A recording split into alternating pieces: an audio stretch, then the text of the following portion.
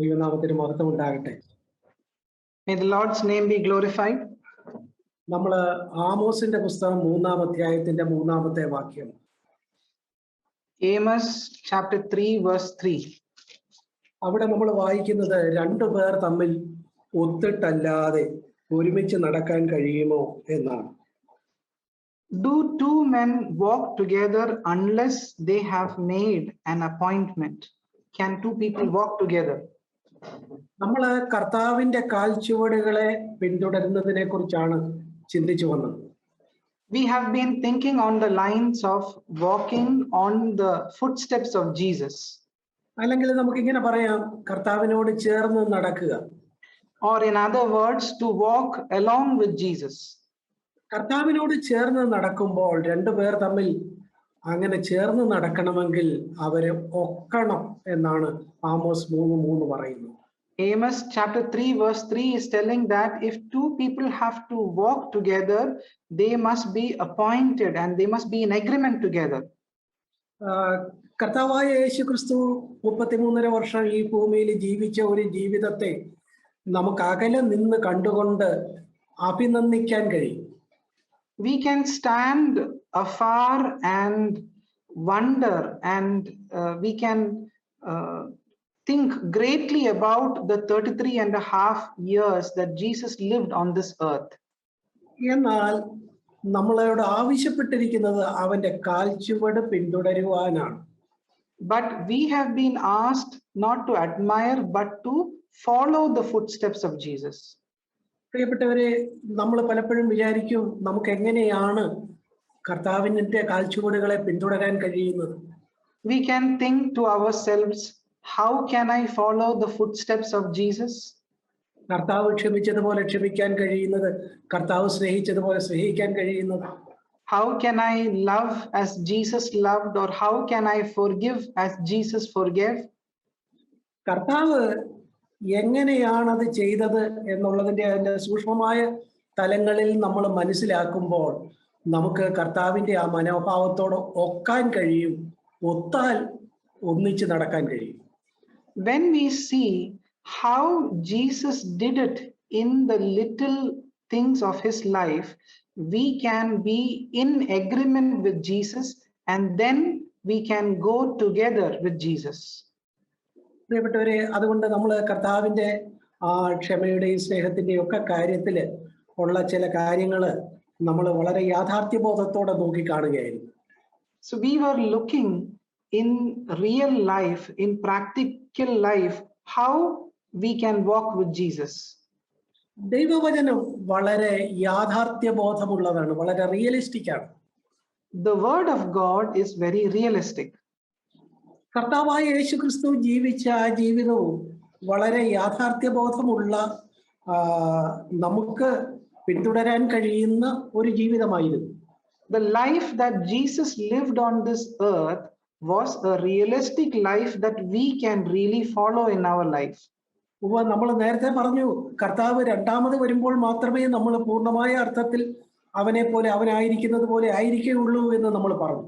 We did mention that we will become exactly like Jesus when he comes in his second coming. എന്നാൽ ഇന്ന് അവൻ നിർമ്മലനായിരിക്കുന്നത് പോലെ തന്നെത്താൻ നിർമ്മലീകരിക്കാൻ നമ്മളെ തന്നെ ഏൽപ്പിക്കുമ്പോൾ ഈ കൊച്ചു കാര്യങ്ങൾ മനസ്സിലാക്കി അതിൽ തന്നോടൊത്താൽ നമുക്ക് ഒന്നിച്ച് നടക്കാൻ കഴിയും. But if we will purify ourselves just as he is pure, and we will take notice of the small areas in how Jesus walked, we can be in agreement with Jesus and walk with him. ദൈവം ക്ഷമിച്ചതിനെ കുറിച്ചും സ്നേഹിച്ചതിനെ കുറിച്ചും ഒക്കെ നമുക്ക് വളരെ വെളിച്ചം ദൈവവചനത്തിലെ കൊച്ചു ചില പ്രയോഗങ്ങളിൽ നിന്ന് നമുക്ക് ലഭിച്ചു എന്ന് ഞാൻ കരുതുന്നു. I am thinking that you got light of how Jesus forgave and how Jesus loved from the small things that Jesus told. പ്രിയപ്പെട്ടവരെ, നമുക്ക് കർത്താവിന്റെ ജീവിതത്തില് വലിയ എതിർപ്പുകളും താനെ നേരിട്ടതായിട്ട് നമ്മൾ വായിക്കുന്നുണ്ട്. We read that Jesus also faced a lot of hatred in his life. കർത്താവിന് നേരെ തുറന്ന ഭീഷണികൾ ഉണ്ടായി. There was open threats that was given towards Jesus. അങ്ങനെയുള്ള രംഗങ്ങൾ നമ്മുടെ ജീവിതത്തിലും നമ്മൾ ചിലപ്പോൾ അതിനെ അഭിമുഖീകരിച്ചേക്കാം. We might also come into circumstances where we are also being threatened. അവര് അറിയാതെ ചെയ്തു എന്ന് പറയാനൊക്കാത്ത മട്ടിൽ ചിലപ്പോൾ നമ്മുടെ നേരെയുള്ള തുറന്ന ആ നിലയിലുള്ള ഭീഷണികളും പോരാട്ടങ്ങളും ആളുകളിൽ നിന്ന് വന്നേക്കാം. To the extent where we also have to tell that they have done it in ignorance. We might be facing such threats and accusations from others in our life. അങ്ങനെയുള്ള തുറന്ന ഭീഷണിക്ക് മുമ്പിൽ യേശു അവലംബിച്ച ആ മനോഭാവം, ആ രീതി എന്തായിരുന്നു? What was the attitude that Jesus took when he faced such threats in his life? നമുക്കറിയാം, യേശു പലയിടത്തും മൗനമാണ് പാലിച്ചത്. We know in many instances Jesus kept silent. അവിടെ നിശബ്ദത പാലിക്കുമ്പോൾ തന്നെ കർത്താവ് ഒരു ദൈവിക മനോഭാവം പുലർത്തി. Even when he was keeping silent, he was behaving in a godly way. നമ്മളും ചിലപ്പോൾ ചില രംഗങ്ങളിൽ നമ്മളും ചിലപ്പോൾ മൗനം പാലിക്കാറുണ്ടല്ലോ. Even in our life also, sometimes we also keep silent. പക്ഷെ അങ്ങനെ മൗനം പാലിക്കുമ്പോൾ തന്നെ നമ്മുടെ ഹൃദയത്തിലൂടെ എന്തൊക്കെയാ കടന്നു പോകുന്നത്? But when we are keeping ourselves silent, what is going through our hearts? പൊതുവെ നമുക്ക് ഇങ്ങനെ പറയാം, രണ്ട് മനോഭാവങ്ങൾ ആ സമയത്ത് സാധാരണ മനുഷ്യരുടെ ഹൃദയങ്ങളിലൂടെ കടന്നു പോകും. Two things we know can go through the lives or the hearts of people when they keep silent. ഒന്ന്, ഒരു വാക്കുപോലും മൗനം പഞ്ചിക്കുന്നില്ലെങ്കിലും നിശബ്ദനായിരിക്കുന്നെങ്കിലും ഉള്ളില് ഈ ഭീഷണിയോടുള്ള വലിയ വൈരാഗ്യവും വലിയ കോപവും പുറമേ കാണിക്കാതെ ഉള്ളിൽ അടക്കി പിടിക്കാനായിട്ട് കഴിയും. അതാണ് ഒന്ന്. One way of approaching it is, even when we are keeping silent, we can have threats within our heart. രണ്ടാമത്, നമുക്ക് അങ്ങനെ വലിയ അവരോടുള്ള ആ വൈരാഗ്യവും ആ നിലയിലുള്ള കോപവും അല്ലാതെ അതിൻ്റെ മറുവശം, അയ്യോ എനിക്ക് ഇങ്ങനെയൊക്കെ സംഭവിച്ചല്ലോ, ഇത് എനിക്ക് നേരിടേണ്ടി വന്നല്ലോ, അയ്യോ പാവം ഞാന് എന്നുള്ള മട്ടിലുള്ള സ്വയസഹതാപത്തിന്റെ ചിന്തകളെ ഉള്ളിൽ താലോലിക്കാൻ കഴിയും. Either we can have that revenge or unforgiving spirit within us, or the other side is to have a self-condemnation. Oh, this happened to me. Why did this happen to me? എന്നാൽ യേശു മൗനം പാലിച്ചു. But Jesus kept silent. നമ്മളെ യെശയ്യാവിന്റെ പുസ്തകം 53-ാമത്തെ അധ്യായത്തില് യേശുവിന്റെ മൗനത്തെക്കുറിച്ച് യെശയ്യാവ് നൂറ്റാണ്ടുകൾക്ക് മുമ്പ് തന്നെ പ്രവചനാത്മാവിൽ രേഖപ്പെടുത്തിയത് വായിക്കുന്നുണ്ട്. We read of the silence of Jesus being prophesied by Isaiah many centuries ago.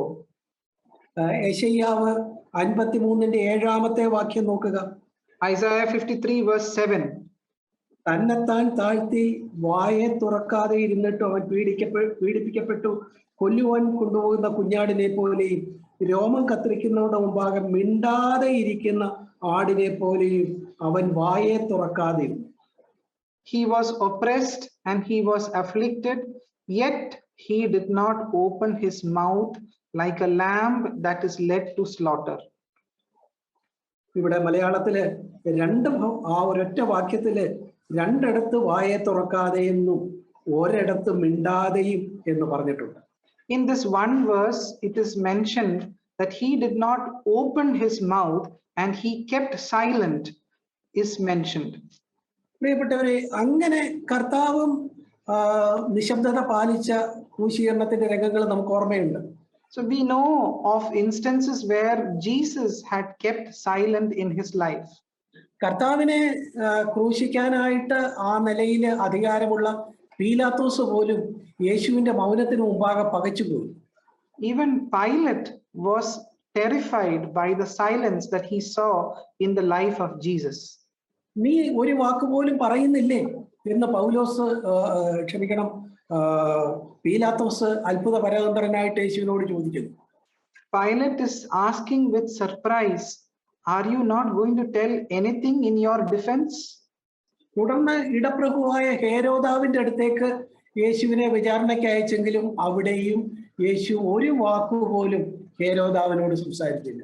Later on, when he was taken to Herod the king for further judgment, over there also we see Jesus keeping silent. മിണ്ടാതെ ഇരിക്കണമെങ്കിൽ തന്നെത്താൻ താഴ്ത്തിയാലേ ഒരാൾക്ക് മിണ്ടാതിരിക്കാൻ കഴിയൂ. To keep silent, it will only be possible if you will first humble yourself. ഇവിടെ ഇതാ കർത്താവ് തന്നെത്താൻ താഴ്ത്തി മിണ്ടാതെ ഇരുന്നു, വായെ തുറക്കാതെ ഇരുന്നു. As we read in Isaiah, he humbled himself and he kept silent and did not open his mouth.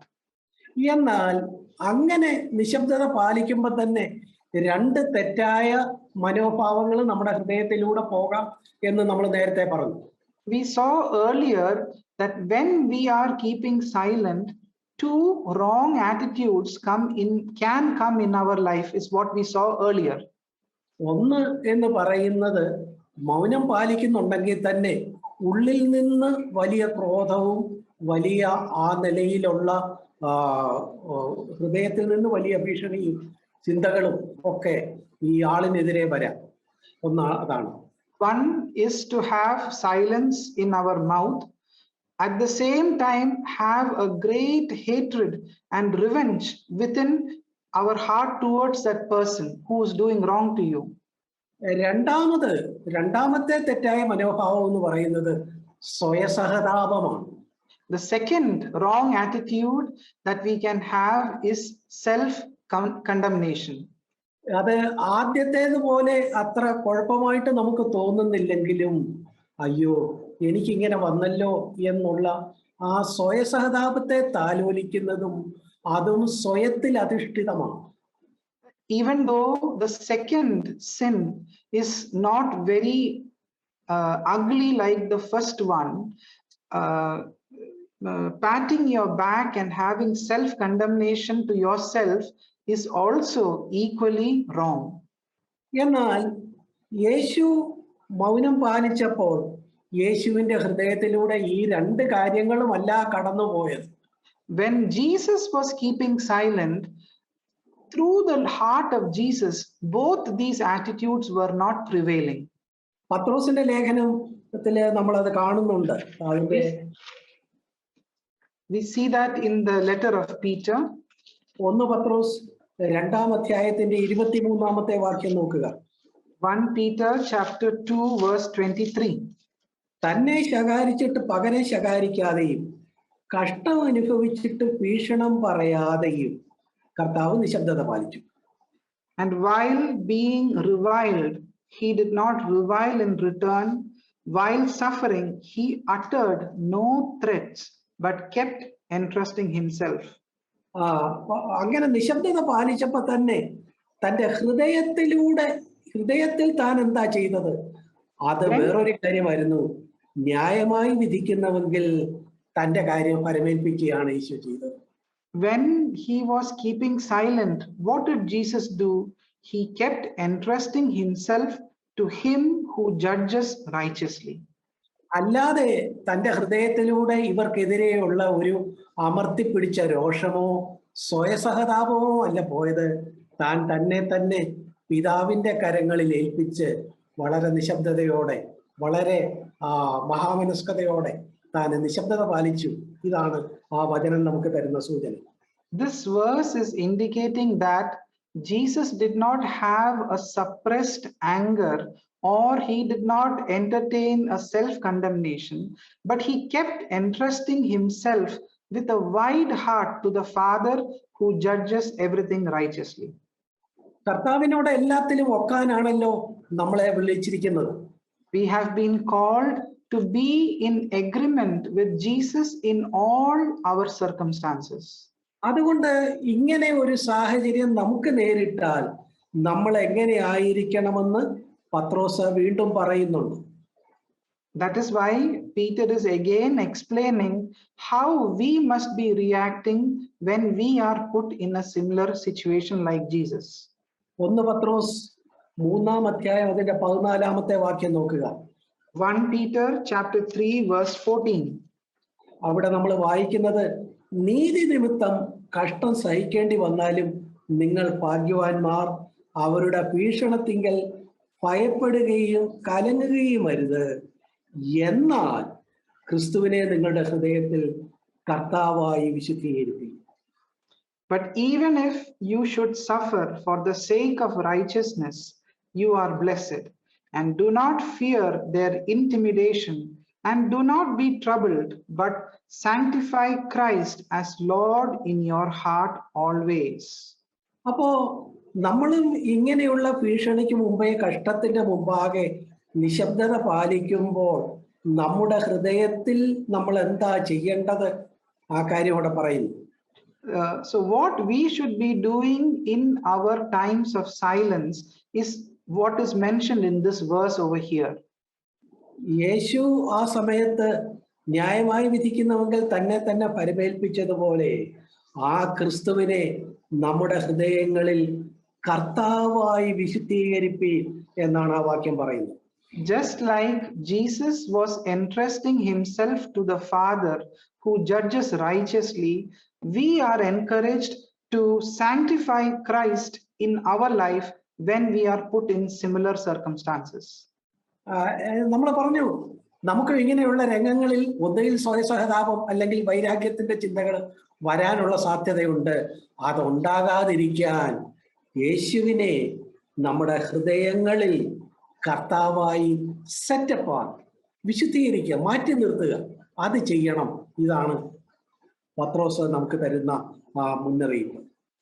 Peter is giving us this forewarning that instead of having an attitude of revenge or an attitude of self-condemnation, we must be able to set apart and sanctify Christ in our life when we are coming under such threats. ഈ 1 പത്രോസ് 3:14 എന്ന് പറയുന്നത് സത്യത്തിലെ യെശയ്യാവിന്റെ പുസ്തകത്തിൽ നിന്നുള്ള ഒരു ഉദ്ധരണിയാണ്. 1 Peter chapter 3 verse 14 is actually a quotation from the book of Isaiah. യെശയ്യാവിന്റെ പുസ്തകം 8-ാം അധ്യായം 12-13 വാക്യങ്ങളിലാണ് ദൈവത്തെ ആ നിലയില് നമ്മള് അവനെ വിശുദ്ധീകരിക്കുന്നതിനെ കുറിച്ച്, സെറ്റപ്പാർട്ട് ചെയ്യുന്നതിനെ കുറിച്ച് പറയുന്ന ആ ഭാഗം. Isaiah chapter 8 verse 12 and 13 are verses which is indicating that we must be able to set apart for the Lord. അവിടെ 13-ാമത്തെ വാക്യത്തിൽ സൈന്യങ്ങളുടെ യഹോവയെ ശുദ്ധീകരിപ്പീൻ. Verse 13, the Lord of hosts whom you should regard as holy. പ്രിയപ്പെട്ടവരെ, ഞാൻ പറഞ്ഞു വരുന്നത്, നമ്മുടെ ജീവിതത്തിൽ നമുക്ക് ഇങ്ങനെയൊക്കെയുള്ള ചില രംഗങ്ങളിൽ നമ്മൾ കടന്നുപോയെന്ന് വരാം. Dear ones, what I am trying to tell is we might also go through such similar instances in our life. അവിടെ നമുക്ക് യേശുവിൽ നിന്നൊരു പാഠം എടുത്താൽ ദൈവം നമ്മളെ കുറിച്ച് ആഗ്രഹിക്കുന്നത് പോലെ നമുക്ക് അവിടെ പ്രതികരിക്കാൻ കഴിയും. If we can take a lesson from Jesus, then we can react in the way our Heavenly Father wants, like Jesus in our life. അവിടെ യേശു എന്താ അവിടെ ചെയ്തത്? താനെ അവിടെ മറ്റുള്ളവരെ കുറിച്ച് ഹൃദയത്തിൽ വൈരാഗ്യപ്പെടുകയോ സ്വയസഹതാപത്തിന്റെ ചിന്തയിൽ മുഴുകുകയോ ചെയ്യാതെ തന്നെ തന്നെ പിതാവിന്റെ കരങ്ങളിൽ പരമേൽപ്പിച്ചു. ഈ മാർഗമാണ് നമുക്കും അവിടെയുള്ളത്. What did Jesus do in such a situation? He did not entertain revenge or he did not entertain self-condemnation, but he entrusted his life into the Heavenly Father who judges righteously. This is the example that we also should follow in our life. പത്രോസിന്റെ ലേഖനത്തിലെ തുടർന്നും ഇങ്ങനെയുള്ള രംഗങ്ങളിൽ നമ്മൾ പുലർത്തേണ്ട കാര്യങ്ങളെ കുറിച്ച് വളരെ വേഗത്തിലെ പല കാര്യങ്ങൾ പറയുന്നുണ്ട്. I would like to tell some more things what we should be doing from the letter of Peter. 1 പത്രോസ് 4:14 വാക്യം നോക്കുക. 1 Peter chapter 4 verse 14. ക്രിസ്തുവിന്റെ നാമം ഹേതുവായി നിന്ന സഹിക്കേണ്ടി വന്നാൽ നിങ്ങൾ ഭാഗ്യവാന്മാർ. മഹത്വത്തിന്റെ ആത്മാവായ ദൈവാത്മാവ് നിങ്ങളുടെ മേൽ ആവസിക്കുന്നുവല്ലോ. If you are reviled for the name of Christ, you are blessed because the Spirit of glory and of God rest on you. നമ്മുടെ പ്രശ്നം പലപ്പോഴും ആ നിന്ന് സഹിക്കേണ്ടി വരുമ്പോഴൊക്കെ നമ്മൾ ആ മഹത്വത്തിന്റെ ആത്മാവായ ദൈവാത്മാവ് അതിനെ നോക്കുകയോ കർത്താവിനെ നമ്മുടെ ഹൃദയങ്ങളിൽ വിശുദ്ധീകരിക്കുകയോ ചെയ്യാൻ നമ്മൾ പലപ്പോഴും മറന്നുപോകും. Many a times when we go through such instances, we forget to value the Spirit of glory or the Lord, or to sanctify Jesus in such situations. അതിന്റെ 16-ാമത്തെ വാക്യം നോക്കുക, 4:16. ക്രിസ്ത്യാനിയായിട്ട് കഷ്ടം സഹിക്കേണ്ടി വന്നാലും ലജ്ജിക്കരുത്, ഈ നാമം ധരിച്ചിട്ട് ദൈവത്തെ മഹത്വപ്പെടുത്തുകയത്രേ വേണ്ടത്. Verse 16 we read like this: if anyone suffers as a Christian, he is not to be ashamed, but is to glorify God in this name.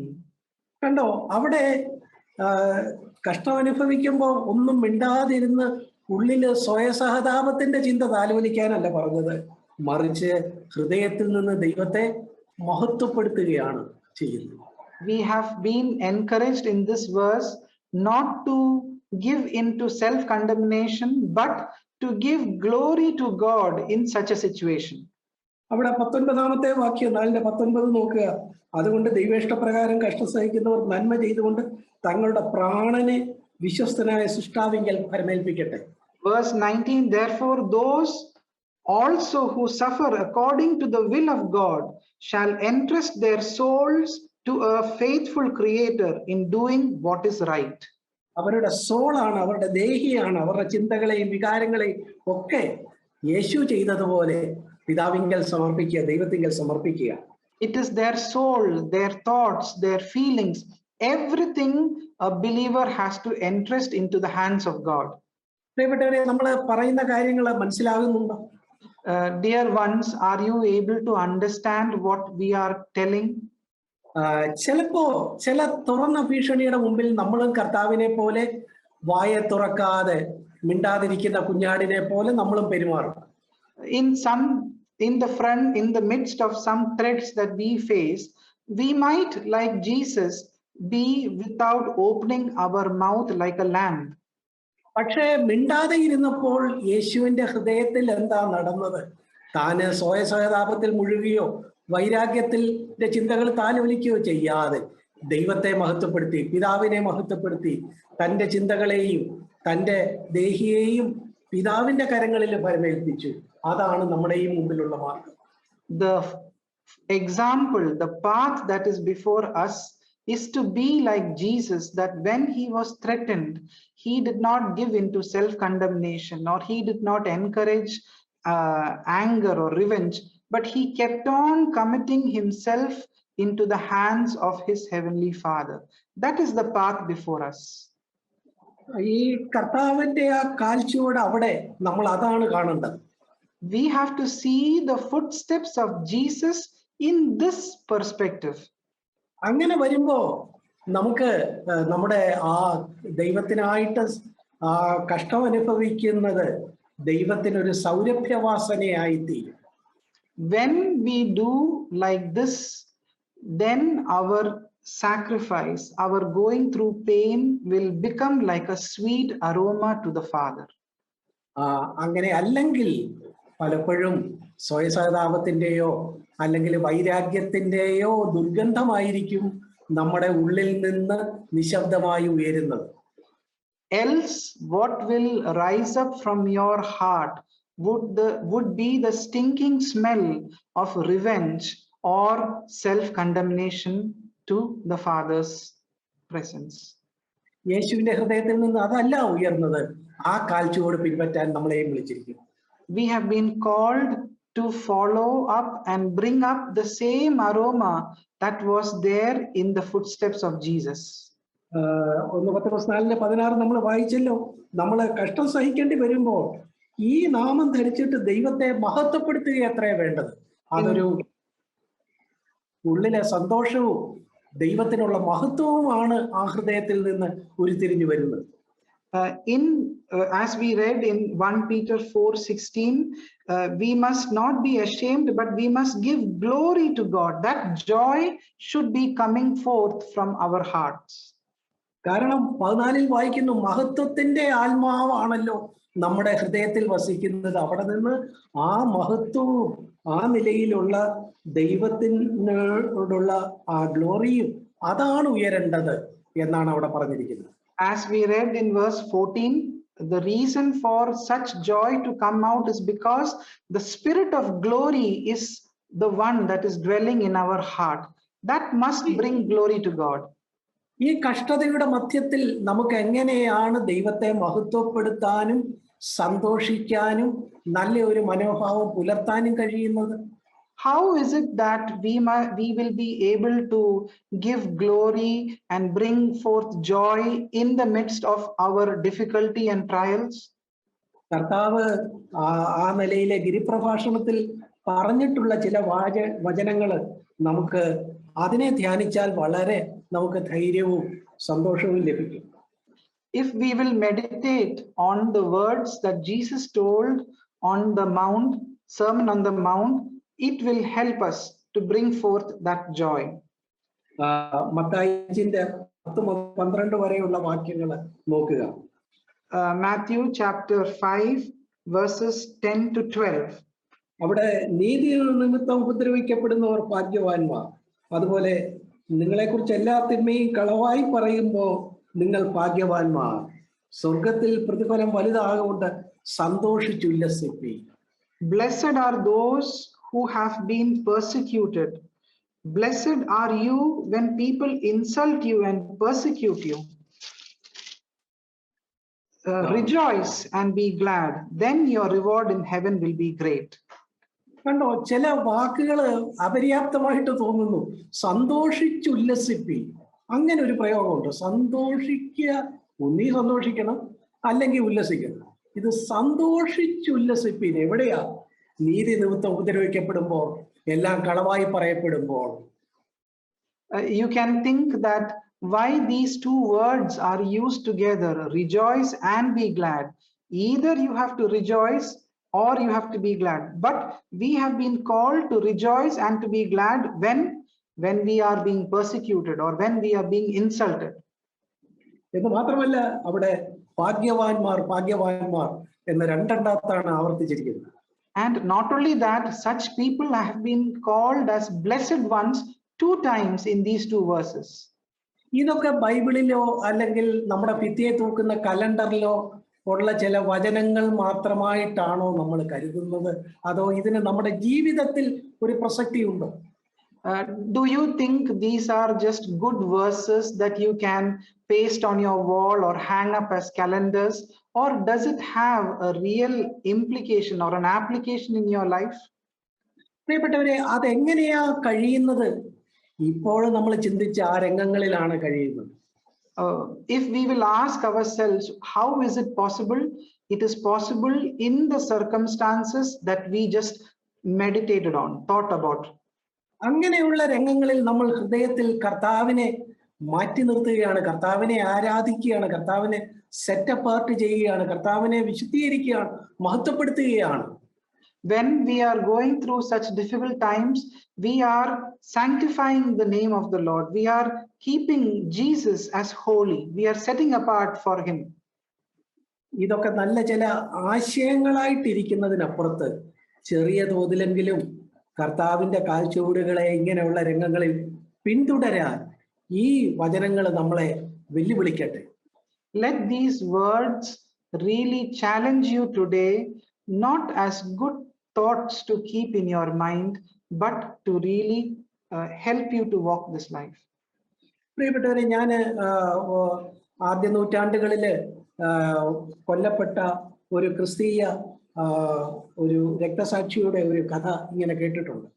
I have heard of a martyr in the 1st century Christians, among the 1st century Christians. ചക്രവർത്തിയോ അല്ലെങ്കിൽ ഉത്തരവാദിത്തപ്പെട്ട ആളോ ക്രിസ്ത്യാനികളെ നിരനിരയായിട്ട് കൊണ്ടുവന്ന് ഓരോരുത്തർക്ക് ശിക്ഷ വിധിച്ച് അങ്ങനെ പോവുകയാണ്. The king at that time is declaring the punishment for the believers, and he is going ahead. ഒരു ക്രിസ്ത്യാനി ഒരാളെ പിടിച്ചുകൊണ്ട് വരുന്നു. അയാളെ നോക്കിയിട്ട് ചക്രവർത്തി പണിഷ്മെന്റ് എന്ന് പറഞ്ഞാൽ അവനെ നേരെ കൊണ്ടുപോയി അവനെ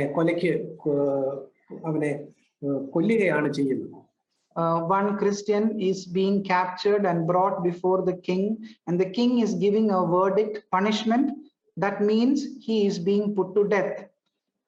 എന്നാൽ ചിലരെ കൊണ്ടുവരുമ്പോൾ രാജാവ് ആ നിലയിൽ അവനെ വെറുതെ വിടുന്നു എന്ന് പറയും. But some other believers are being brought before the king. The king decides to leave that person simply. രാജാവിന്റെ അടുത്ത് വരുന്ന ആ തടവില് പിടിച്ചിട്ടുള്ള ശത്രുക്കളെന്ന് കരുതുന്ന ഒക്കെയുള്ള ആളുകളെ ഇങ്ങനെ നടത്തിക്കൊണ്ട് വരിക.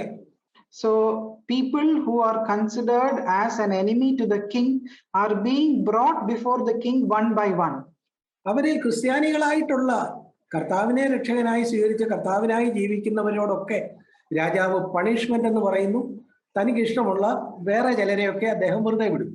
So every person who has accepted Jesus Christ, to them the king is giving the punishment for death, but to others, according to the wishes and the desires of the king, he is leaving them alone. അപ്പോ അങ്ങനെ വന്നപ്പോൾ നമ്മുടെ കഥയിലെ ആ രക്തസാക്ഷിയുടെ ഊഴമായി. So when it was the time for the martyr whom we are thinking about, his time has come to be before the king. അപ്പോ കാണികളായിട്ടുള്ളവരൊക്കെ ഇങ്ങനെ ശ്രദ്ധിക്കുക, രാജാവ് എന്തായിരിക്കും പറയുന്നത്? പണിഷ്മെന്റ് എന്നായിരിക്കുമോ അതോ വെറുതെ വിടുക എന്നാണോ പറയുന്നത്?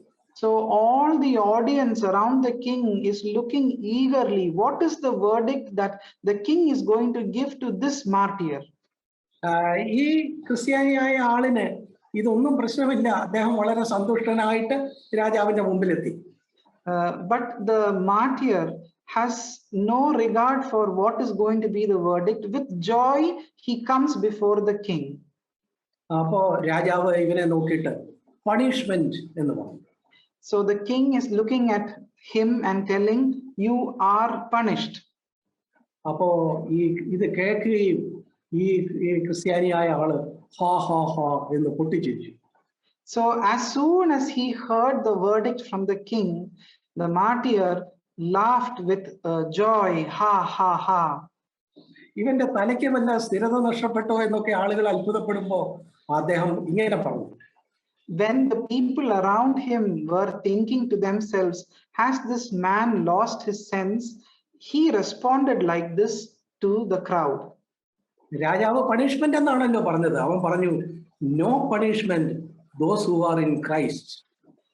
But he responded, ഒരു ശിക്ഷാവിധിയുമില്ല. Yeah, the man of God responded like this, that there is no punishment for those who are in Christ. This is how he responded to the king's verdict. രാജാവ് വിചാരിച്ചത് ഇവന് ശിക്ഷ എന്ന് പറയുമ്പോ അതോടെ നടുങ്ങിത്തെറിച്ച് ഇവൻ കരഞ്ഞ് ബോധം കെട്ട് വീഴും എന്നാണ് കരുതിയത്.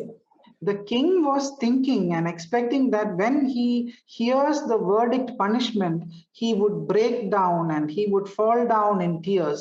That was the expectation the king was expecting. പക്ഷെ രാജാവ് ശിക്ഷാവിധി എന്ന് പറയുകയും അവൻ ബൈബിളിലെ ഒരു വചനമാണ് ഓർത്തത്, ക്രിസ്തുയേശുവിലുള്ളവർക്ക് ഒരു ശിക്ഷാവിധിയുമില്ല, എന്റെ ഭാഗ്യം എന്ന് പറഞ്ഞ് അവൻ ആഹ്ലാദിക്കുകയാണ്. But when he heard the verdict of the king, he remembered one verse from the Bible, that those who are in Christ has no condemnation, and he rejoiced before the king.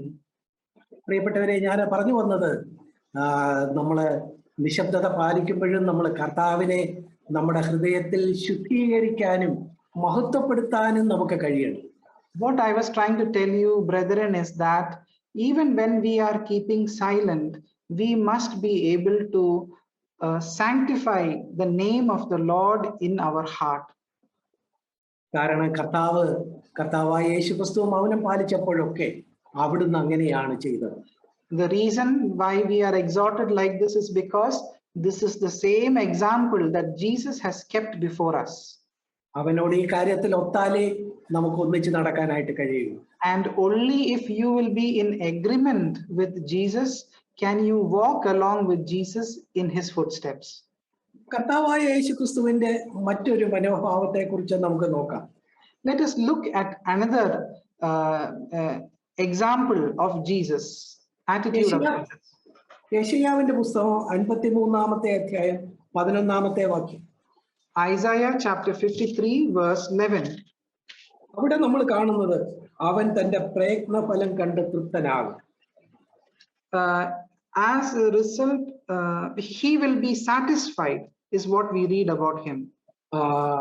അവിടെ നമ്മൾ ഇംഗ്ലീഷിൽ കുറച്ച് വ്യത്യാസമായിട്ടാണ് കാര്യങ്ങൾ കാണുന്നത്. We see it written in a different way in English. നമ്മൾ ആ ഭാഗം മുഴുവനും വായിക്കുമ്പോൾ ഞാൻ വേഗത്തിൽ ഇങ്ങനെ പറയാം. Because of the anguish of the soul, he will find light. ആ നിലയിലാണ് നമ്മൾ കാണുന്നത്. അവിടുന്ന് തൃപ്തനാകും. ഇങ്ങനെയാണ് നമ്മൾ അവിടെ കാണുന്നത്. We read that Jesus will find satisfaction because of the anguish of his soul. This is what we read in English. അതായത് തന്റെ പ്രാണനിൽ അവൻ സഹിച്ച വേദനയ്ക്ക് പ്രതിഫലമായി അവന് പ്രകാശം നൽകപ്പെടും എന്നാണ് നമുക്ക് പറയാനുള്ളത്. In other words, we can understand it like this, that because of the anguish that Jesus went through his soul, he will see light and he will be satisfied. കണ്ടോ, അവിടെ കർത്താവിന്റെ ഹൃദയത്തിൽ ഒരു വലിയ വ്യഥയുണ്ട്. So this verse is indicating that there was an anguish, a grief, a pain in his soul. പക്ഷെ ആ വ്യഥയുടെ ഫലമായിട്ട് താന് പിതാവിനോട് ഒരു കൂടുതൽ കൂട്ടായ്മ അല്ലെങ്കിൽ അതുപോലെ മറ്റുള്ളവരെ കുറിച്ച് നമ്മെ ഒക്കെ ഒരു വെളിച്ചം താനെ കണ്ടെത്തുകയാണ് ചെയ്യുന്നത്.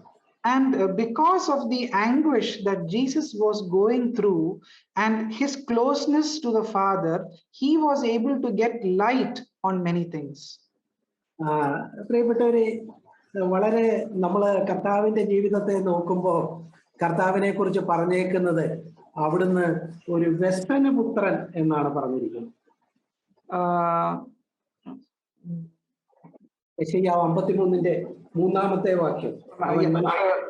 About Jesus, we hear that he was a man of sorrow. അവിടെ അവൻ മനുഷ്യരാൽ നിന്ദിക്കപ്പെട്ടു, ത്യജിക്കപ്പെട്ടു, വ്യസനപാത്രമായി, man of sorrow. It is written that he was rejected by many and he was turned out to be a man of sorrow. കർത്താവ് ആളുകളോടൊക്കെ ഒപ്പം പല രംഗങ്ങളില് പകലൊക്കെ ഒന്നിച്ച് നടക്കുകയും പല കാര്യങ്ങൾ പ്രവർത്തിക്കുകയും ഒക്കെ ചെയ്യുമ്പോഴും താൻ ഒരു സ്വകാര്യതയില് തൻ്റെ ഹൃദയത്തിൽ ആ നിലയില് ഒരു വ്യഥയില് താന് ചില വെളിച്ചം കണ്ടെത്തുകയായിരുന്നു. In the daylight he was walking with many people and doing many things, but in the secret he was having an anguish within his soul and he was walking with the Father like that. പകൽ മുഴുവൻ താനെ പരസ്യ ശുശ്രൂഷയ്ക്ക് ശേഷം രാത്രി മുഴുവൻ പിതാവിന്റെ സന്നിധിയില് പ്രാർത്ഥിക്കുമ്പോൾ എന്താവും യേശു പ്രാർത്ഥിച്ചത്? After having done his ministry in the daylight and when he is spending his time of prayer with the Father in the night, what do you think he would have prayed? പ്രിയപ്പെട്ടവരെ, നമ്മൾ യേശുവിനെ കുറിച്ച് ഇവിടെ പറയുന്നു, അവിടുന്ന് ഒരു വ്യസനപാത്രമായിരുന്നു. It is told about our Jesus that he was a man of sorrow.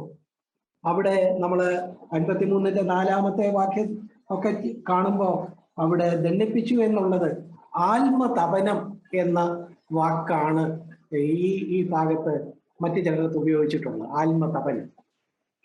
In verse 4 it is written that he was afflicted and he was smitten of God.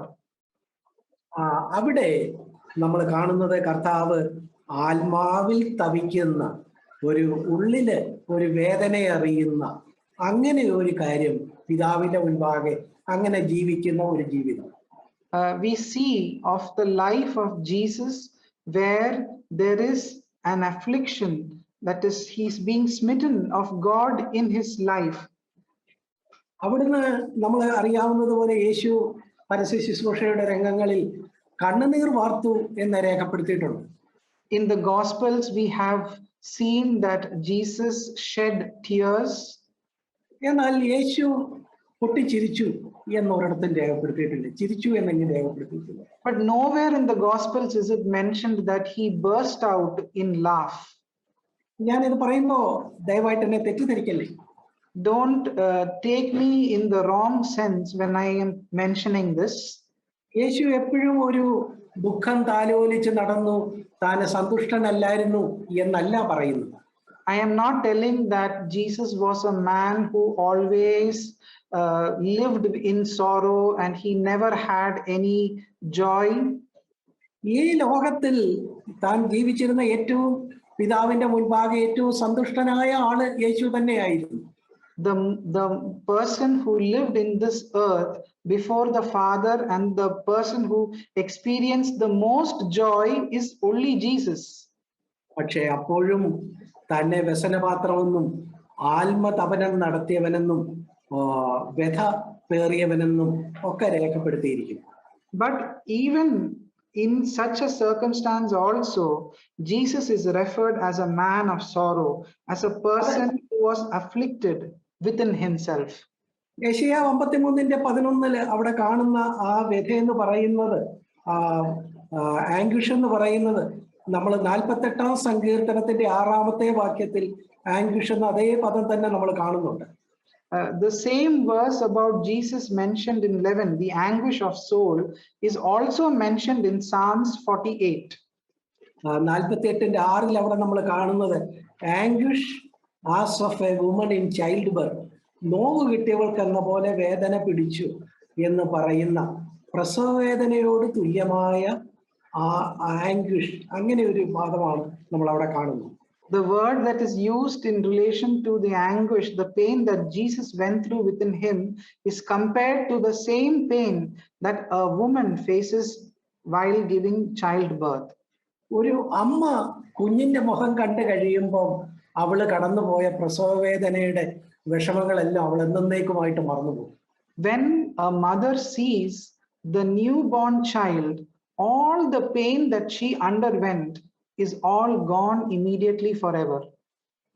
ഇവിടെ നമ്മള് 53-ന്റെ യെശയ്യാ 53:11 നമ്മൾ വായിക്കുന്നത്, as a result of the anguish of the soul he will see it and be satisfied. തൃപ്തനായി തീരും. കണ്ടോ, കുഞ്ഞിന്റെ മുഖം കണ്ട് അമ്മ തൃപ്തനാകുന്നത് പോലെ, വെളിച്ചം കണ്ട് ആളുകളെ കുറിച്ചുള്ള ബോധ്യങ്ങൾ കിട്ടി, പിതാവിനോടുള്ള അടുപ്പം കൊണ്ട് തൃപ്തനാകുന്ന ഒരു യേശുവാണ് നമ്മൾ ആ വ്യഥയിലൂടെ പുറത്തു വരുന്നത്. We see Jesus who's going through this pain and anguish, and because of that he is getting light and he is able to understand things and he is being satisfied. That is the life that we see in Jesus. പ്രിയപ്പെട്ടവരെ, അവിടെ ഒരു തൃപ്തി, പ്രയത്ന ഫലം കണ്ട് തൃപ്തനാകുന്ന, satisfied ആകുന്ന ഒരു യേശുവാണ്, അല്ലാതെ ദുഃഖത്തെ താലോലിച്ച് നടക്കുന്ന ഒരു യേശുവല്ല. We are not seeing a Jesus who is pampering his sorrow and his pain, but we find a Jesus who is finding satisfaction in the anguish of his soul. ഞാൻ ഇത് പറയുന്നത് നമ്മുടെ ജീവിതത്തിൽ നമ്മൾ കൊണ്ട് നടക്കേണ്ട ഒരു മനോഭാവത്തിലേക്ക് വിരൽ ചൂണ്ടാനാണ് ഞാൻ ഇത് പറഞ്ഞത്. Why I am telling this is to point towards that aspect that we must be like Jesus in finding satisfaction through the anguish of our soul.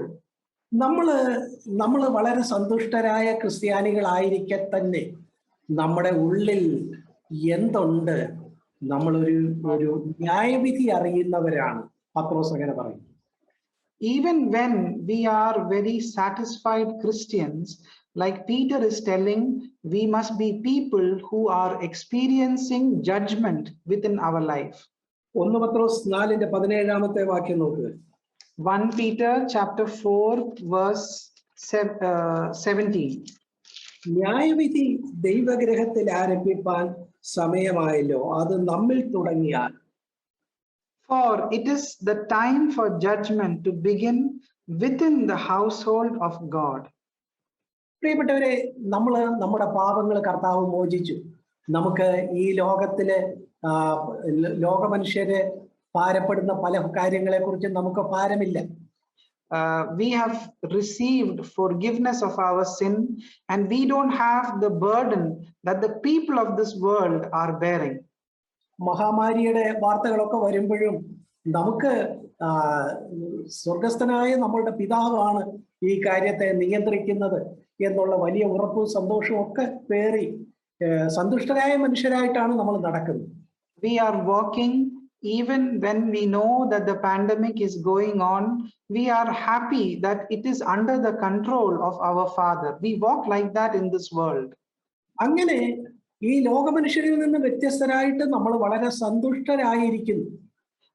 Like this, we are so joyful in contrast to the people of this world. അപ്പോൾ തന്നെ നമ്മൾ നമ്മുടെ ഹൃദയത്തിൽ നമ്മളൊരു വിധി, നമുക്കെതിരെ തന്നെ ഒരു വിധി കൊണ്ട് നടക്കുകയാണ്. അതിൻ്റെ ഒരു ആംഗുഷ്, അതിൻ്റെ ഒരു വ്യഥ നമ്മൾ അറിയുകയാണ്.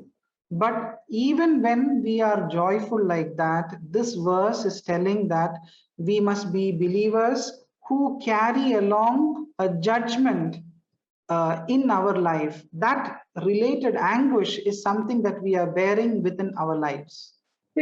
നമ്മൾ ഒരിക്കലും മറ്റുള്ളവരെ വിധിക്കുന്നില്ല. We are not judging anybody else. പക്ഷേ നാം നമ്മെ തന്നെ വിധിക്കുന്നവരാണ്. But we are people who judge our own lives. നാം നമ്മെ തന്നെ വിധിച്ചാൽ വിധിക്കപ്പെടുകയില്ല, പൗലോസിന്റെ വാക്കുകൾ. The words of Paul, if you will judge yourself, you will not be judged. ന്യായവിധി ദൈവഗ്രഹത്തിൽ ആരംഭിക്കാൻ സമയമായില്ല. The judgment of God has to start in the house of God. പ്രിയപ്പെട്ടവരെ, നമുക്ക് നമ്മുടെ ജീവിതത്തിൽ നമ്മൾ മുന്നോട്ട് പോകുമ്പോൾ കർത്താവിന്റെ മനോഭാവത്തോട് ചേരാതെ, കർത്താവിന്റെ ആ നിലയിലുള്ള കാണിച്ചു തന്ന ആ മാതൃകയ്ക്കൊക്കാതെ പോയിട്ടുള്ള രംഗങ്ങളെക്കുറിച്ച് നമ്മൾ ദൈവസന്നിധിയിൽ നമ്മളൊരു വിധി, നമ്മളെ തന്നെ വിധിക്കുന്നവരായിട്ട് നമ്മളായിരിക്കുകയാണ്. We have to be people, when we turn back and look into our lives, we see those areas where we did not walk along with Jesus, and we pass a judgment of all that instances before God in our life. നമ്മളെ യോഹന്നാന്റെ സുവിശേഷം 8-ാം അധ്യായത്തിന്റെ 7-ാമത്തെ വാക്യത്തിൽ കർത്താവ് ആ പാപിനിയായ സ്ത്രീയുടെ രംഗത്ത് പറയുന്ന ഒരു വാക്യം നമുക്ക് കാണാൻ കഴിയും. Let us look at the verse that we read in John's Gospel, chapter 8, verse 9, that Jesus is telling to the sinful woman. അവിടെ 8-ന്റെ 7-ാമത്തെ വാക്യം മലയാളത്തിൽ അവിടെ കർത്താവ് പറയുന്നു, നിങ്ങളിൽ പാപമില്ലാത്തവൻ ഒന്നാമത് കല്ലെറിയട്ടെ എന്നാ പറയുന്നു. Jesus is telling in chapter 8, verse 7, he who is without sin among you, let him be the first to throw a stone at her. പ്രിയപ്പെട്ടവരെ, ഇന്ന് ഇതേ കാര്യം കർത്താവ് പറയുന്നുണ്ട്, പാപമില്ലാത്തവൻ കല്ലെറിയട്ടെ.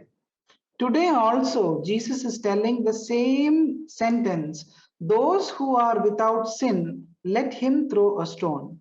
കർത്താവിന്റെ ഈ വാക്കുകൾ കേട്ടിട്ട് എല്ലാവരും അവരുടെ ഹൃദയത്തിന്റെ ആ നിലയിലുള്ള മനസാക്ഷിയുടെ ആക്ഷേപ ഹേതുവായി അവരെല്ലാം വിട്ടുപോയി. Hearing the words of Jesus, having a prick in their conscience, everybody left the stone down and walked away. നമുക്കും മറ്റൊരാളെ എറിയാൻ നമ്മുടെ കയ്യിൽ ഒരു കല്ലില്ല. We also can have a stone to throw at others. കാരണം നമ്മിൽ പാപമുണ്ട്. പാപമില്ലാത്തവനാണ് കല്ലെറിയേണ്ടത്. നമുക്ക് മറ്റൊരാളെ എറിയാൻ നമ്മുടെ കയ്യിൽ കല്ലില്ല. I'm sorry, we don't have a stone in our hand to throw at others because there is sin in our life. അതുകൊണ്ട് പക്ഷെ ആ പാപത്തെ കണ്ടിട്ട് നമുക്ക് നിശബ്ദരായിട്ടിരിക്കാൻ ഒക്കുകയില്ല. നമ്മൾ എന്ത് ചെയ്യുന്നു? അതിനെ വിധിക്കുന്നു. ന്യായവിധി നമ്മുടെ ഉള്ളിൽ തന്നെ ആരംഭിക്കുന്നു. And when you see that sin within your life, you are not keeping silent, but you are passing a judgment on that sin in your life.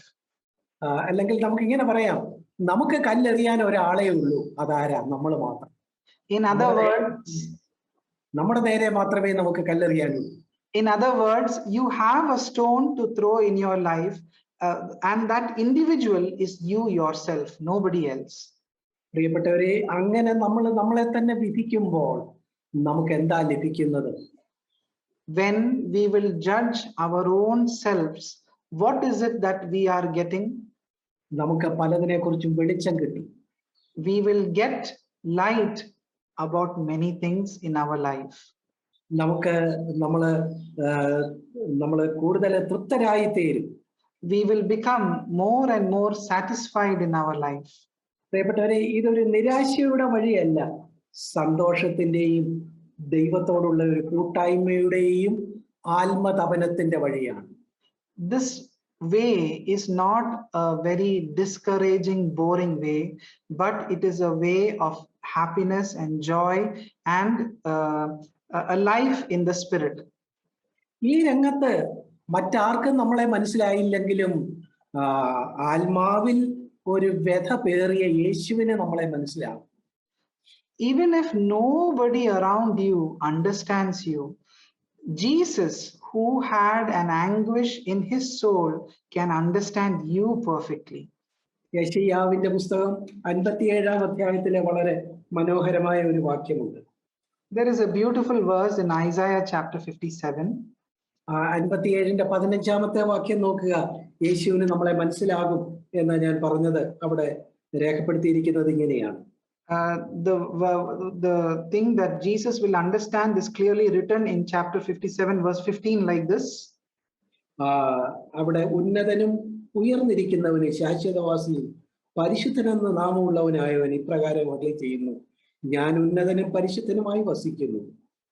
തുടർന്ന് താഴ്മയുള്ളവരുടെ മനസ്സിനും മനസ്താപമുള്ളവരുടെ ഹൃദയത്തിനും ചൈതന്യം വരുത്തുവാൻ മനസ്താപവും മനോവിനയും ഉള്ളവരോടുകൂടെയും വസിക്കുന്നു. For thus says the high and the exalted one who lives forever, whose name is holy, I dwell on a high and a holy place, and also with the contrite and the lowly of spirit, in order to revive the spirit of the lowly and to revive the heart of the contrite. പ്രിയപ്പെട്ടവരെ, കണ്ടോ, അവിടെ കർത്താവിന്റെ കൂട്ടായ്മ ആരോടാണ്? താഴ്മയുള്ളവര്, മനസ്താപമുള്ളവര്, അവരോടാണ് കർത്താവ് കൂടെ വസിക്കുന്നത്. അവരോടാണ് കർത്താവിന്റെ കൂട്ടായ്മ. In this verse we can see with whom is God having fellowship. It is with those who have contrite and those who have a lowly spirit. It is to revive them. The Lord is there. പ്രിയപ്പെട്ടവരെ, കർത്താവ് എപ്പോഴും അങ്ങനെയാണ്. തകർത്തും നുറുങ്ങിയും ഇരിക്കുന്ന ഒരു ഹൃദയത്തെ അവിടുന്ന് നിരസിക്കുകയില്ല. The Lord is always like that. He will never reject a heart that is broken and contrite in spirit. ദൈവത്തിന്റെ സ്വഭാവം ത്യജിക്കാനായിട്ട് കഴിയില്ല. God cannot disown his nature. സഹോദര സഹോദരി, നീ നിന്റെ കുറവുകളെ അഗണ്യമാക്കാതെ അതിന്റെ മുൻപാകെ ഒരു വ്യഥ പേറുന്നെങ്കിൽ വ്യഥ പേറിയ യേശുവിന് നിന്നെ മനസ്സിലാവും. Dear brother and sister, if you will not consider it lightly your sin, but you will carry an anguish about it in your heart, Jesus, who understands anguish, will be able to understand you. മനസ്താപവും മനോവിനയവും താഴ്മയുള്ളവരോടും കൂടെ വസിക്കുന്ന ദൈവം ഒരു പുതിയ കൂട്ടായ്മ, നമ്മൾ ഇതേവരെ അറിയാത്ത നിലയിലുള്ള ഒരു കൂട്ടായ്മ നമ്മളുമായിട്ട് സ്ഥാപിക്കും. God will establish a new kind of fellowship with you who is dwelling with a contrite and a lowly spirit.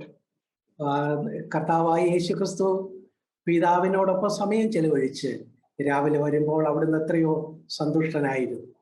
When Jesus spent his time so much with the Father, when he came in the morning, how joyful he was. പ്രിയപ്പെട്ടവരെ, ഞാൻ പറയുന്നത് ഇത് പുറത്ത് കാണുന്ന ഒരു കാര്യമല്ല. വളരെ സന്തുഷ്ടരാണ്. അതേസമയം തന്നെ ദൈവമുമ്പാകെ ഒരു വ്യഥ, അത് നൽകുന്ന ഒരു തൃപ്തി, ഈ കാര്യങ്ങൾ കൊണ്ട് നടക്കുന്ന കർത്താവിന്റെ കാൽച്ചുവടിനെ പിന്തുടരാൻ നമ്മെ വിളിച്ചിരിക്കുന്നു. We have been called that at one time, at one instance, we are very joyful, but at the same time, we are those who have an anguish in our soul, and we are being satisfied when we walk with him. This kind of life is what we are being called for. കർത്താവായ യേശു ക്രിസ്തു അവിടുന്ന് പാപത്തിന്റെ ലാഞ്ചന പോലും ഇല്ലാത്തവനായതുകൊണ്ട് അവിടത്തേക്ക് തന്നെ വിധിക്കേണ്ട, തനിക്ക് നേരെ കല്ലെറിയേണ്ട ഒരു കാര്യം ഉണ്ടായിരുന്നില്ല. Because there was not even a trace of sin in the life of Jesus, there was no need that he need not throw a stone. തനിക്കെതിരെ ഒരു വിധി തനിക്ക് വേണ്ടി വന്നിരുന്നില്ല. എന്നാൽ അവിടുന്ന് ആത്മാവിൽ കൊണ്ട് നടന്ന ആ വ്യഥ നമ്മളെ ഈ ഒരു മാർഗത്തെക്കുറിച്ച്, ഈ കർത്താവ് കടന്നുപോയ ഈ വഴി നമുക്ക് ഇന്ന് നമ്മളെ തന്നെ വിധിച്ച് സന്തുഷ്ടരായിരിക്കാൻ കഴിയും എന്നതിലേക്ക് വിരൽ ചൂണ്ടുന്നു എന്ന് ഞാൻ ചിന്തിക്കാറുണ്ട്. I think like this, that there was no need for Jesus to throw a stone at himself because he was sinless, but at the same time he used to carry that anguish and be satisfied, and we are also called to that kind of life in our spirit. പ്രിയപ്പെട്ടവരെ, നമുക്ക് വളരെ വേഗത്തിൽ ഒരു കാര്യം കൂടെ നമുക്ക് നോക്കാം. ഈ മനോഭാവം, കർത്താവിന്റെ കാൽച്ചുവടുകളെ പിന്തുടരുന്ന ഒരു മനോഭാവം കൂടെ നമുക്ക് നോക്കാം. Let us also look at one more direction in the essence of life of Jesus, of walking with Jesus. കർത്താവ് തന്റെ ജീവിതത്തെ കുറിച്ച് നടത്തുന്ന ഒരു പ്രസ്താവന യോഹന്നാന്റെ സുവിശേഷം 17-ാമത്തെ അധ്യായത്തിന്റെ 10-ാമത്തെ വാക്യത്തിൽ നമ്മൾ കാണുന്നു. John 17, we see a declaration of the life of Jesus. John chapter 17 verse 10. അവിടെ അതിന്റെ 10-ാമത്തെ വാക്യത്തില് കർത്താവ് പറയുന്നു, എന്റേതെല്ലാം നിന്റേതും നിന്റേത് എന്റേതുമാകുന്നു. All things that are mine are yours and yours are mine. This is a statement from the life of Jesus. കണ്ടോ, യേശുവിന്റെ ജീവിതം പൂർണ്ണമായ ഒരു സമർപ്പിതമായ ഒരു ജീവിതമായിരുന്നു. The life of Jesus was one that was fully surrendered to the Father.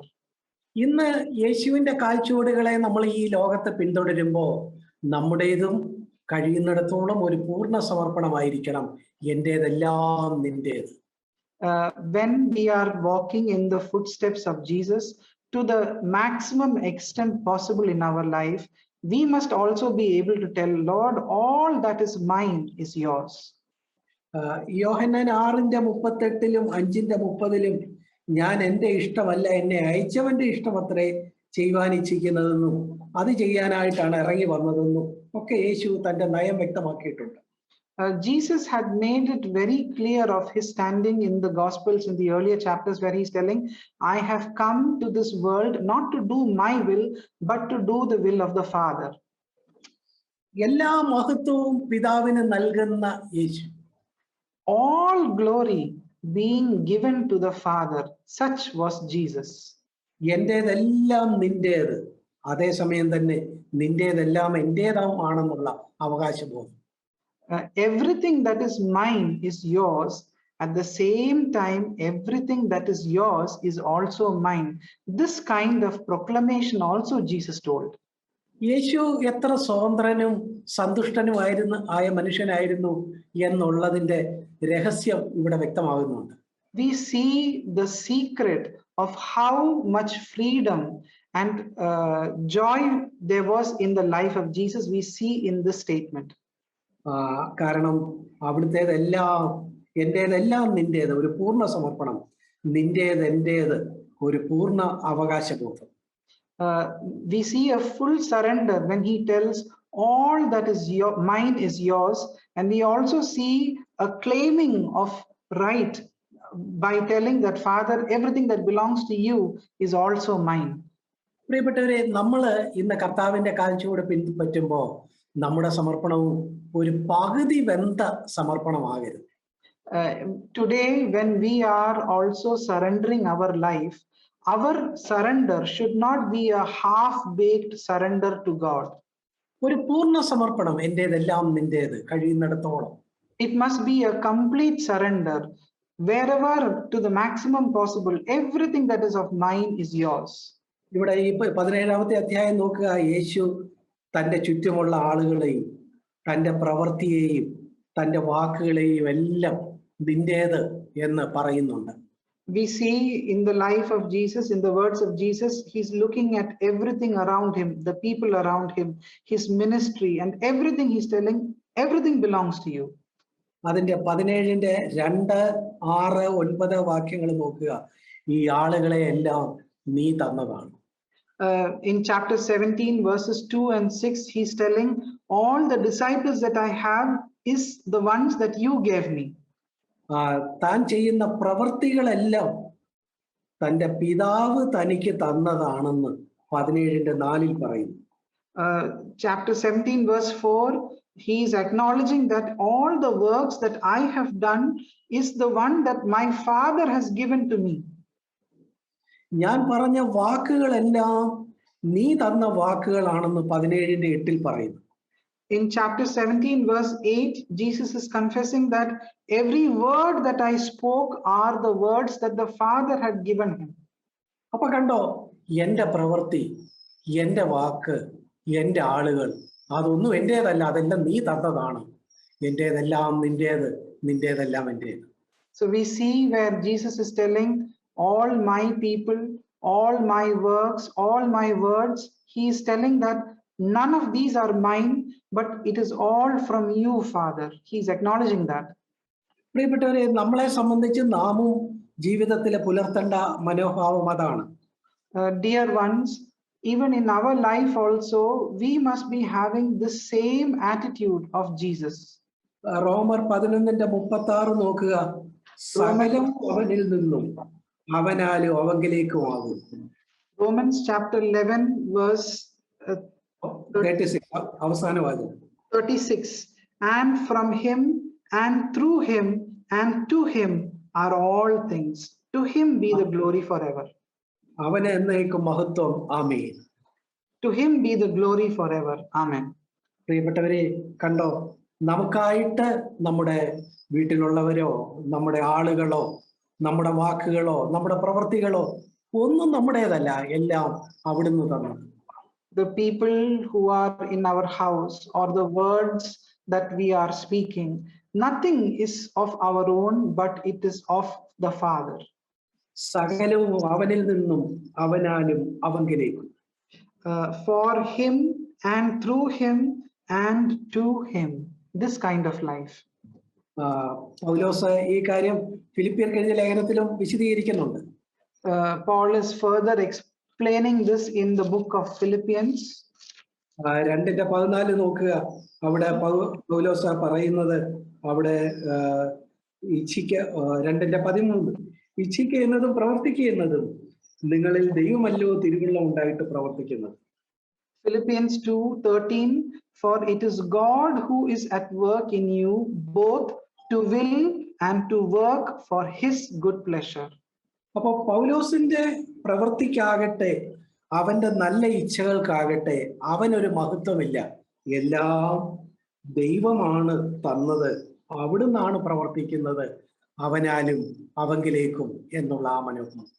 The attitude that Paul had was, even the work that he did or even the will that he had is not of his own, but it is for him, to him and through him. പ്രിയപ്പെട്ടവരെ, ഞാൻ പറഞ്ഞു വന്നത്, കർത്താവിനുള്ളതുപോലെ ഒരു പൂർണ്ണ സമർപ്പണം നമ്മളിൽ നിന്നും ദൈവം ആഗ്രഹിക്കുന്നു. What I was trying to tell you, brethren, is that the same surrender that Jesus had in his life is what the Father desires from our life. ഒരുപക്ഷെ കർത്താവിനെ പോലെ എല്ലാ അർത്ഥത്തിലും 100% നമുക്കത് കഴിഞ്ഞെന്ന് വരികയില്ല. എങ്കിലും കർത്താവിന്റെ കാൽച്ചുവടുകളെ ഈ സമർപ്പണത്തിന്റെ പാതയിലും നമ്മൾ പിൻപറ്റണം. May not be that we might be fully as Jesus had surrendered, but we must be people who follow the footsteps of Jesus. നമുക്ക് കർത്താവ് ഒരു മാതൃക വെച്ചേച്ചു പോയിരിക്കുന്നു. Jesus has kept an example before us. കൊലോസ്യർ 1:10 നമ്മളോട് ആവശ്യപ്പെടുന്നത് അതുകൊണ്ട് നമ്മളും കർത്താവിന് യോഗ്യമായി നടക്കണം എന്നാണ്. കൊലോസ്യർ Colossians 1:10. Colossians 1:10 is also telling that so that you will walk in a manner worthy of the Lord to please. Yes. to please him in all respects, bearing fruit in every good work and increasing in the knowledge of God. കണ്ടോ, അവിടെ കർത്താവിന് യോഗ്യമായ നടപ്പ് എന്ന് പറയുന്ന പൗലോസ് അതിന്റെ 2:6 പറയുന്നു, കർത്താവിൽ തന്നെ നടക്കണം. Paul, who's telling to walk in a manner worthy of the Lord, is telling in the same chapter 2 verse 10, we must walk. No, 2 verse 6. 2 verse 6, therefore therefore as you have received Christ, so walk in him.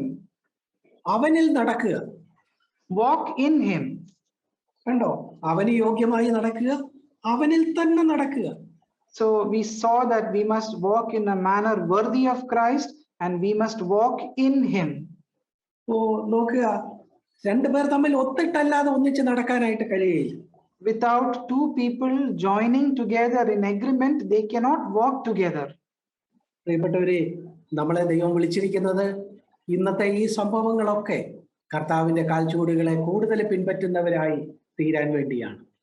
Everything that is happening around us, in the midst of this, God has called us to walk in the footsteps of Jesus.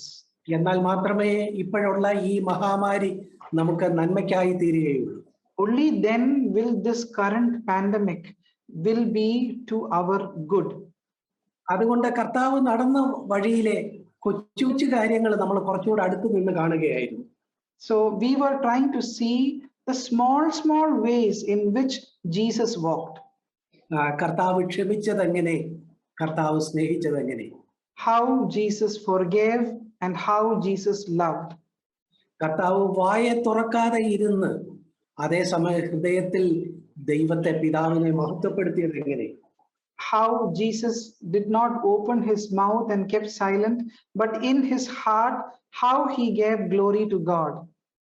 അവിടുന്ന് ആത്മാവിലെ വ്യഥയിലൂടെ കൂടുതൽ വെളിച്ചത്തിലേക്കും തൃപ്തിയിലേക്കും വന്നതെങ്ങനെ, how Jesus through the anguish of his soul came to a point of being satisfied.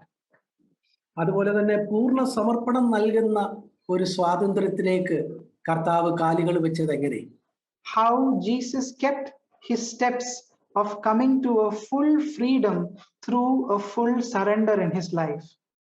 പ്രിയപ്പെട്ടവരെ, നമുക്കും കർത്താവിന്റെ കാൽച്ചുവടുകൾ പിൻപറ്റുവാൻ ദൈവം നമ്മളെ വിളിച്ചിരിക്കുന്നു.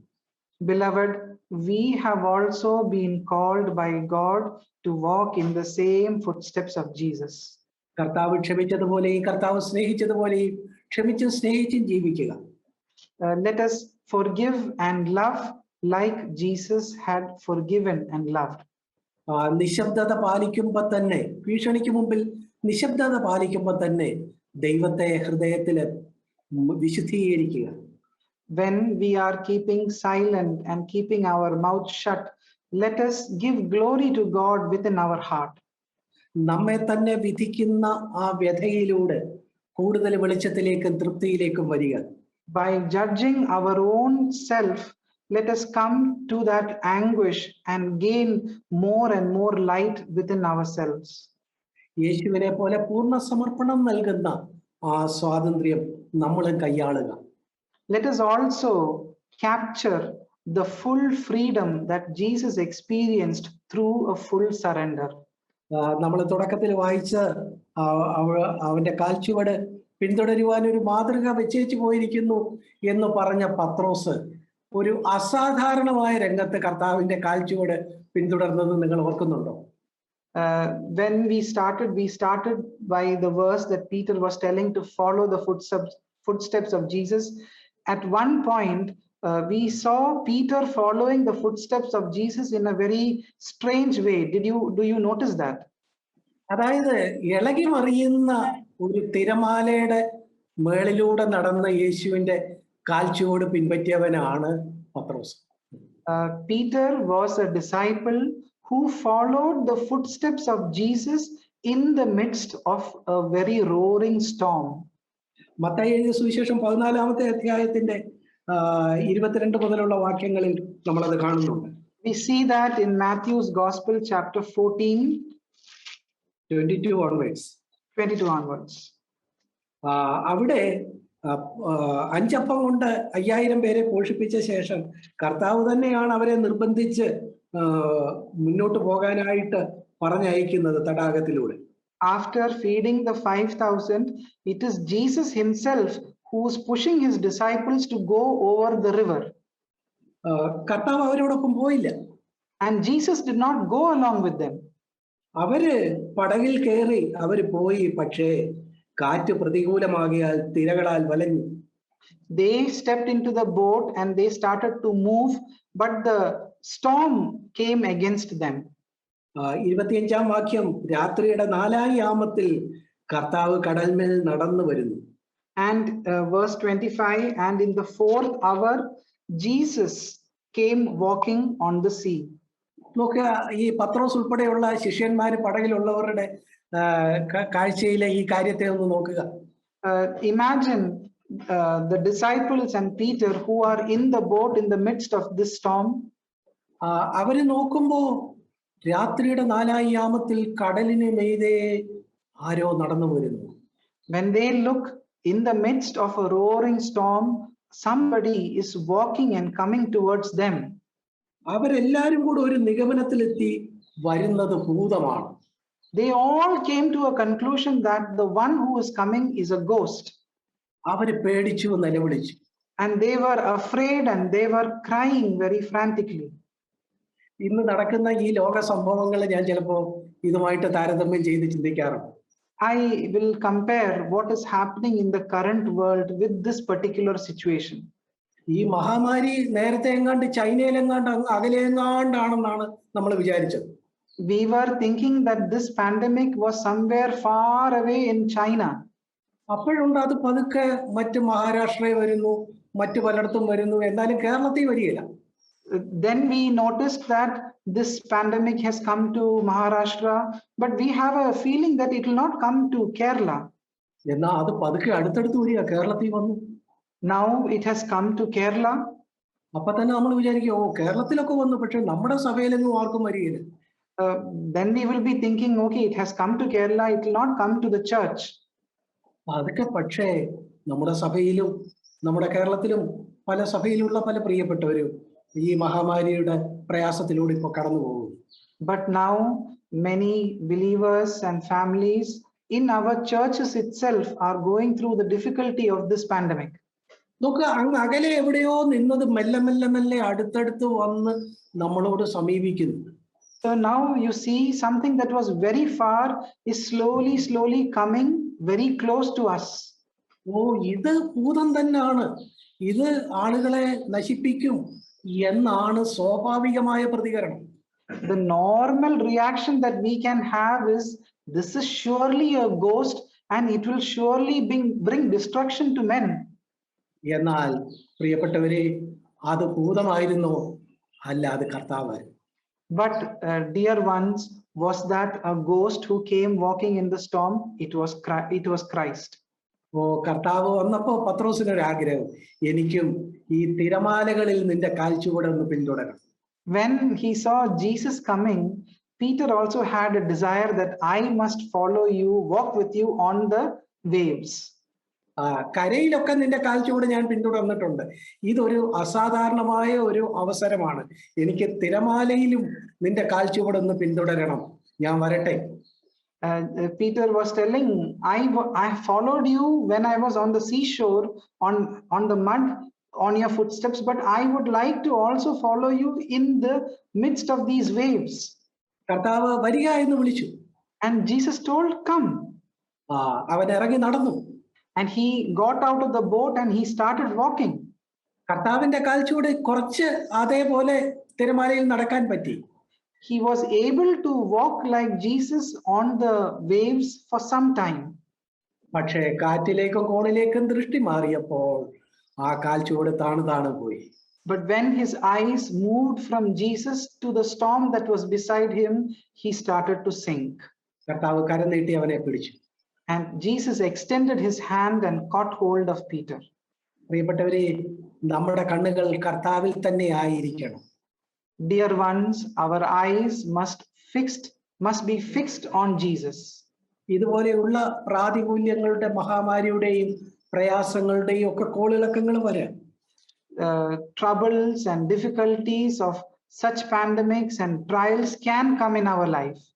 എന്നാൽ എബ്രായർ 12:1 വാക്യത്തിൽ വായിക്കുന്നത് പോലെ, രണ്ടാമത്തെ വാക്യത്തിൽ വായിക്കുന്ന പോലെ, വിശ്വാസത്തിന്റെ നായകനും പൂർത്തി വരുത്തുന്നവനുമായ യേശുവിങ്കൽ തന്നെ നമ്മുടെ ദൃഷ്ടികളെ ഉറപ്പിക്കാം.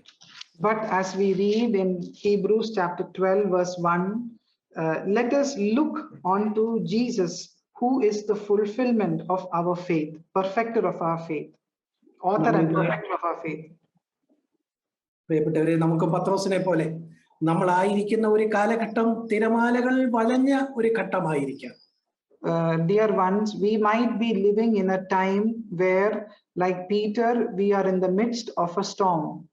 പക്ഷേ ഈ തിരമാലകളുടെ മധ്യത്തിലും നമുക്ക് കർത്താവിന്റെ പാദം, കാൽച്ചുവടുകൾ പിന്തുടരാൻ പത്രോസ് കുറച്ച് ദൂരമേ നടന്നുള്ളെങ്കിലും അവന്റെ അനുഭവത്തിലൂടെ നമ്മളെ വെല്ലുവിളിക്കും. Like Peter, even though Peter only walked a few steps in the footsteps of Jesus, Peter is challenging us also to follow Jesus' footsteps. അതുകൊണ്ട് ഈ മഹാമാരിയുടെ ഈ ഘട്ടത്തിൽ നമുക്ക് കിട്ടിയിരിക്കുന്ന ഈ സന്ദർഭത്തിൽ ഇതിനെ നന്മയ്ക്കായിട്ട് ദൈവം മാറ്റി തരും. So, in the midst of this pandemic, God can turn it into our good. അത് അവിടുത്തെ സ്വരൂപത്തോട് നമ്മൾ കൂടുതൽ അനുരൂപരാകുമ്പോഴാണ് അത് ആത്യന്തിക നന്മയായിട്ട് ഈ സാഹചര്യവും നമുക്കായിത്തീരുന്നത്. It is when we are being transformed into the image of His Son, this will result in our eternal benefit. കർത്താവിന്റെ ഈ കാഴ്ചപ്പാടുകളെ നമുക്ക് നിത്യജീവിതത്തില് പിന്തുടരുന്നവരായിരിക്കണം. Let us be believers who follow the footsteps of Jesus in our daily life. ഈ വഴിയിൽ നമ്മൾ ഒറ്റയ്ക്കല്ല, കർത്താവ് നമ്മോടൊപ്പം ഉണ്ട്. In this way, we are not alone, but Jesus is beside us. കർത്താവ് നമ്മുടെ കരത്തിൽ പിടിച്ചിരിക്കുന്നു, അവിടുന്ന് നമ്മോട് ഒക്കുന്നു.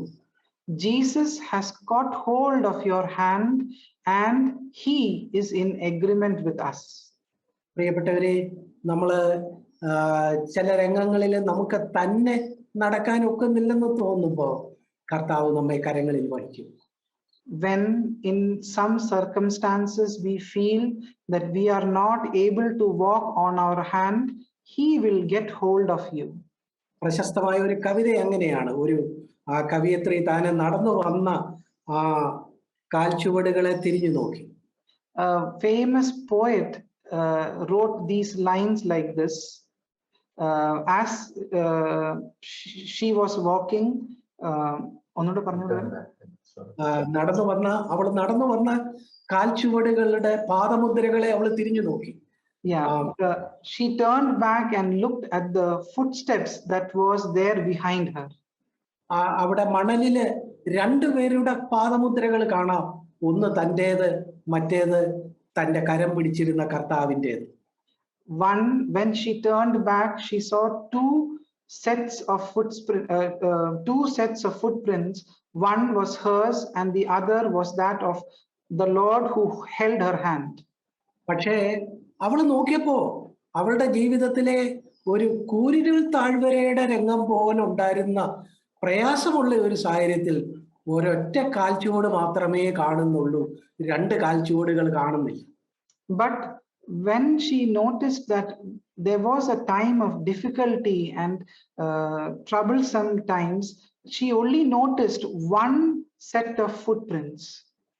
അപ്പൊ അവൾ പറഞ്ഞു, കർത്താവേ, ആ കൂരിരുൾ താഴ്വരയുടെ രംഗത്ത് നീ എന്നെ വിട്ടുപോയല്ലോ, എന്റെ മാത്രം കാൽച്ചുവടേ അവിടെ ഉള്ളല്ലോ, ഒരൊറ്റ കാൽച്ചുവടേ അത്രയും രംഗത്ത് ഉള്ളല്ലോ എന്ന് അവൾ പരാതിപ്പെട്ടു.